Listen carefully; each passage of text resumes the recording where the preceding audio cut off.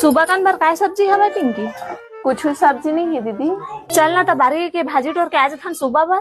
हाँ चल ना था। चल ठीक है। ये गड़बड़ है बाबा।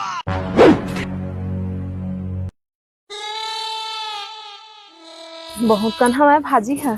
अपना चल तोर ए भाजी तोड़ पे तो हाथ में पूरा रच जाती। दीदी सो काय बहाना मारो।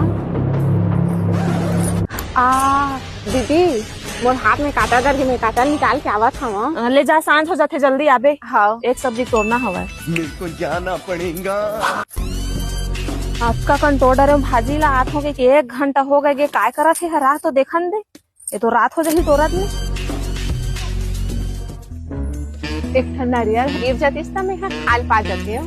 रात के ला हला के देख। बाहुबली लौट आया। वाह, भाजी तोरत ले खर गिसेला और नारियल के पेड़ ला हलाए बारे खर ताकत आ गए रात को अभी बता दे मैं तो हाथ में काटा काटे रही सो कैसे आपका बड़ पेड़ ला हलावत हवा से है? काम मां गद्दारी का था। आज तो खाए बन लो जुच्छा खाबे आज। गद्दारी कर।